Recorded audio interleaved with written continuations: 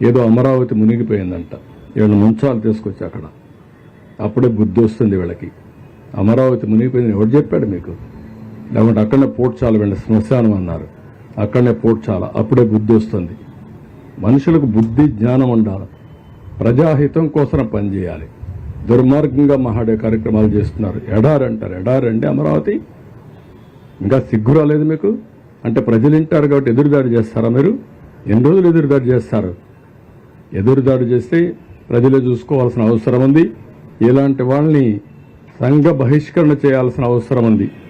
ఈ నేరస్తులు దబాయిస్తే భయపడిపోతాం అనుకుంటున్నారు, కానీ ఎవరు ఇక్కడ భయపడరు. ఈరోజు కూడా పేపర్లో చూస్తున్నా, ఒక యజ్ఞం మారిగా ప్రజలను కాపాడడానికి మేము ప్రయత్నం చేస్తా ఉంటే ఒక రాక్షసుల మారిగా విధ్వంసాన్ని సృష్టిస్తున్నారు. ఎక్కడిది న్యాయం? మేము ఒక పక్కన ప్రజల కోసం ముందుకు పోవాలన్నా, ఇంకొక పక్కన వీళ్ళు చేసే తప్పుడు ప్రచారాన్ని ఖండిస్తూ కూర్చోవాలన్నా? ఈరోజు మళ్ళీ వర్షం పడిందంటే మేము భయపడుతున్నాం. మళ్ళా బుడమేర పొంగితే నీళ్లు వస్తే ప్యానిక్ రియాక్షన్ వస్తుందని మేము భయపడుతున్నాం. వీళ్ళకి బాధ్యత లేదండి? వీడు సమాజ హితం కోసం ఉండే పార్టీ అంటే ఇది? ఇలాంటి దుర్మార్గులు రాష్ట్రంలో ఉండడం కూడా అర్హత ఉందా నేను అడుగుతున్నా. ఎక్కడో ఉండేవాళ్ళు సినిమా యాక్టర్లు వస్తున్నారు, పారిశ్రామికవేత్తలు వస్తున్నారు, మామూలు వ్యక్తులు వచ్చి మీరు కష్టపడుతున్నారు, మేము కూడా మా డొనేషన్లు ఇస్తామని చెప్పి సంఘీభావాన్ని తెలియజేయడమే కాకుండా ఆర్థిక సహాయం చేస్తున్నారు. చేతనైనంత వరకు పనిచేస్తున్నారు.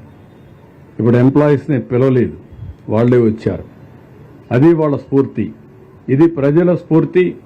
ఒక రాజకీయ పార్టీ ముసుగులో నేరస్తులు చేసే దౌర్జన్యం, అరాచకాలు. ఈ అరాచకాలు ఈ రాష్ట్రంలో జరగవు. అలాంటి అరాచకాలు చేసే వ్యక్తుల్ని ఎట్టి పరిస్థితుల్లో ఉపేక్షించాం. ఆ విషయం మీరు గుర్తుపెట్టుకోవాల్సిన అవసరం ఉంది. బాధ. రాత్రి మగుళ్ళు కష్టపడుతున్నాం, ఎంతోమంది కష్టపడుతున్నారు. ఆఫీసర్లందరినీ ఎప్పుడూ బురదలో తిరగనటువంటి ఆఫీసర్ని బురదలో తిప్పి పని చేపిస్తున్నాం. కోప్పడుతున్నాం. తప్పదు, వెళ్ళాలి, ఉండాలి, కూర్చోవాలి. ఒక సీనియర్ ఆఫీసర్ ఫీల్డ్కి రారు. అలాంటిది ఈరోజు చీఫ్ సెక్రటరీతో సహా అందరినీ ఫీల్డ్లో పెట్టి పని చేపిస్తున్నాం. అది మా కమిట్మెంట్. బురదల్లే కార్యక్రమం మానండి. సిగ్గుంటే చేసిన తప్పు క్షమాపణ చెప్పుకోండి. కనీసం మీకు కాన్షియస్నెస్ ఉంటే ఆ కాన్షియస్నెస్ ప్రకారం మనసులోనే మీరు క్షమాపణ కోరండి, ప్రజాహితం కోరితే. అంతేగాని ఇష్ట ప్రకారం మాట్లాడితే మంచిది కాదు.